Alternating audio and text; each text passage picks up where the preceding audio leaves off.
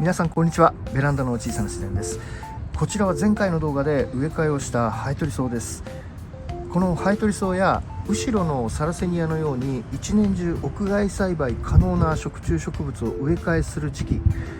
これは冬場寒さにあたって成長をストップさせている休眠期に行うんですが、この休眠期の植え替えって例えば植物がだいぶ大きく成長してきたので一回り大きな鉢に植え替えをしようだったり、用土が古くなってきたのでそろそろ新しい用土に植え替えをしようみたいな、植物の成長や用土の状態を見ながら行う定期的な植え替えをする時期なんですよね。なので植物や用土に何か問題があって植え替えをしなければいけない、そんな場合状態によっては時期など選ばず植え替えをする場合がありますので、栽培初心者の方はそのあたりは知っておいていただきたいなと思います。さて、この休眠期の植え替えなんですが、私はハエトリソウ以外の食虫植物っていうのは状態を見ながら、そうですね、2年から3年に1度ぐらいのペースで植え替えをするんですが、ハエトリソウは2年に1度っていうこともありますけども、ほとんど毎年植え替えをするんですね。そこで今回はこちらの3つのハエトリソウ、3種類の用土3パターンの組み合わせでそれぞれ植え替えをしながらいろいろとお話をさせていただきたいなと思います。また今回植え替えに使用する用土なんですが、ハエトリソウ以外の食虫植物にも使っていただける用土だと思いますので、栽培初心者の方に少しでも参考にしていただければ嬉しいです。では初めに今回植え替えに使用する3つの用土を紹介していきたいと思います。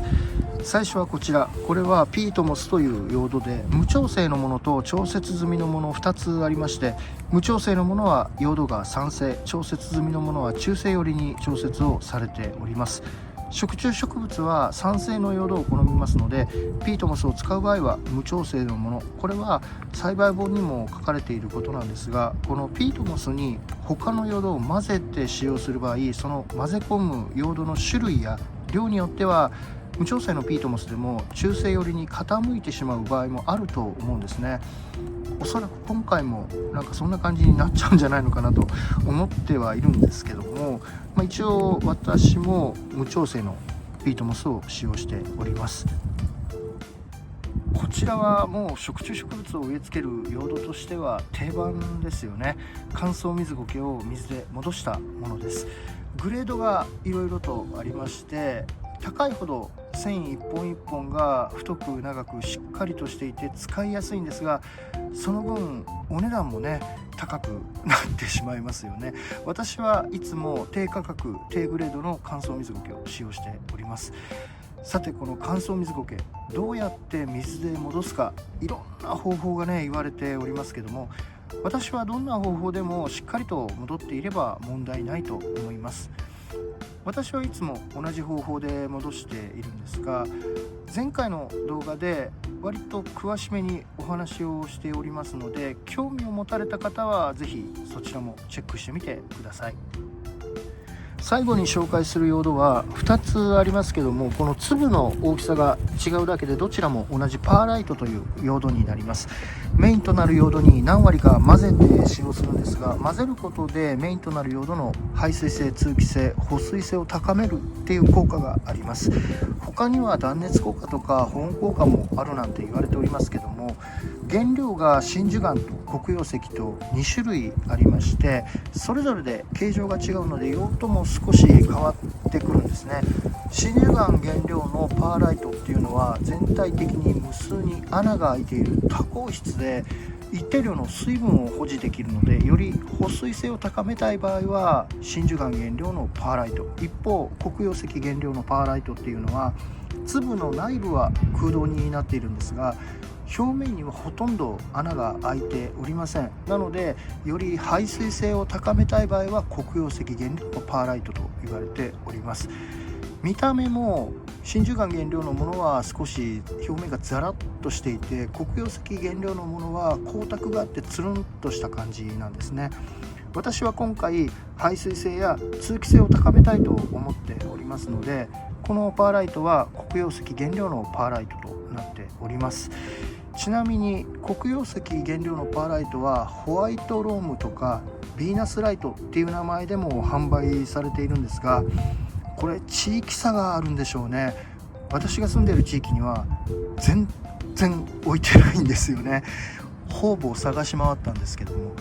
パーライトはねあるんですが、原料が全部真珠岩なんですよね。またこういった小さな粒っていうのもなかなかなくて、ネット上でやっと探して今回通販で手に入れたんですけどもね。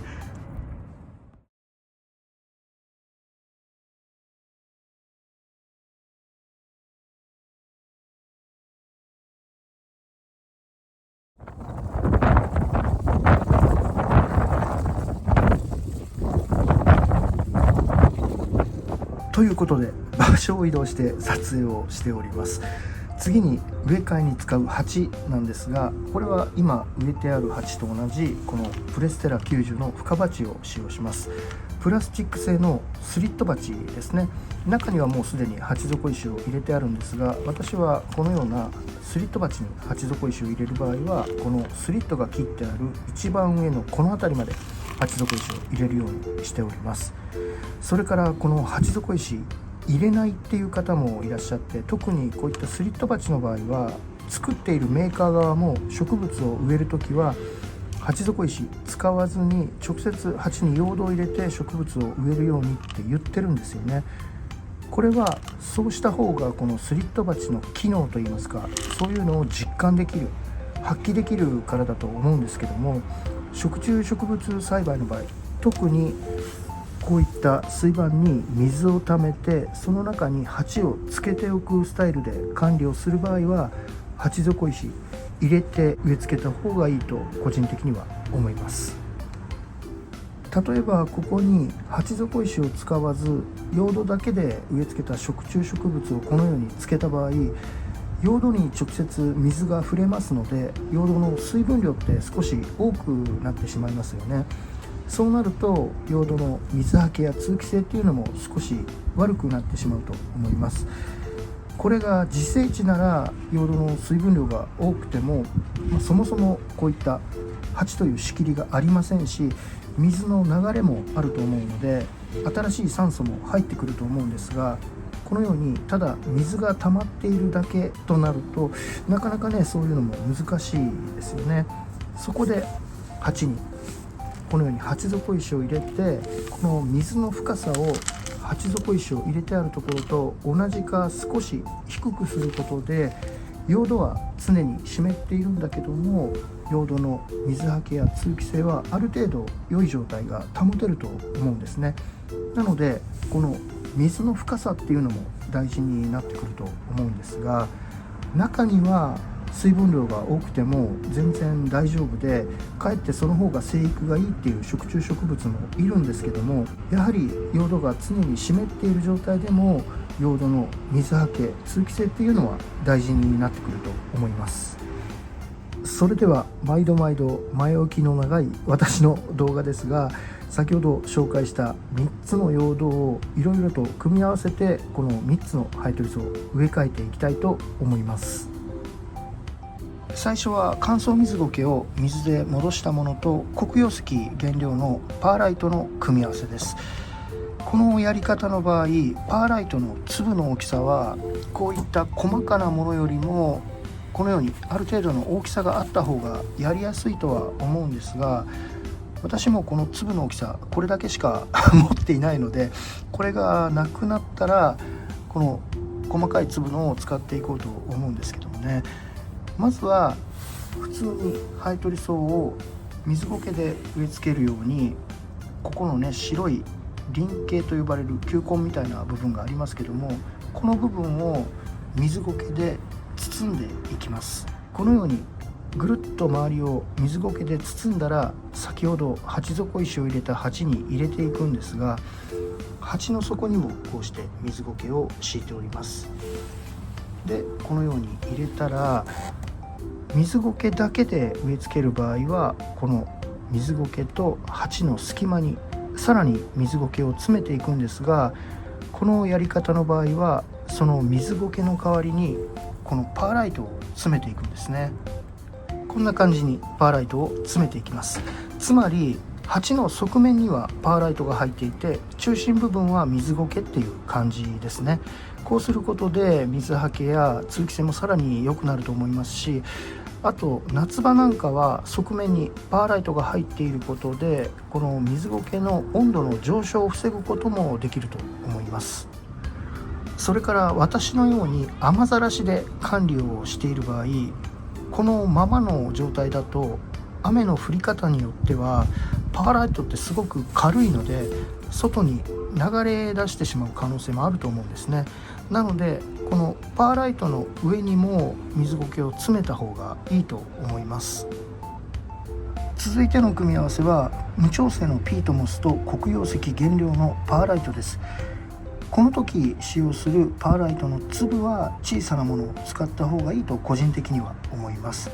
それでこの組み合わせなんですが、海外の YouTube チャンネルでおそらく食虫植物農家の方だと思うんですが、その方が解説されていた用土で割合は半々となっております。まず最初にピートモスって乾燥している状態だと水を弾きやすいので、少しこのように水を含ませてから、そして2つの用土を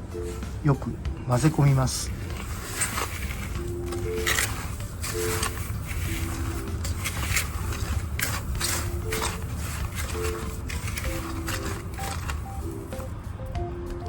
こんな感じですね。十分に2つの用土が混ざったら鉢底石を敷いた鉢にハイトリソウを植えていくわけなんですが、この時ハイトリソウの株を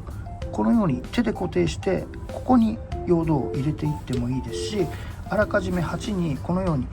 用土を詰めておいて、真ん中にこうして穴を開けて、ここにハイトリソウの株を差し込んでもいいと思います。植え替え後は上からたっぷりと水をかけます。これで2つ目のハイトリソウの植え替え完了です。最後の組み合わせはたった今混ぜたこちらの用土と乾燥水苔を水で戻したものの組み合わせなんですが、これも海外の YouTube チャンネルで知った用土で、ハイトリソウの株を水苔で包んで、こちらの用土で植え込んでいきます。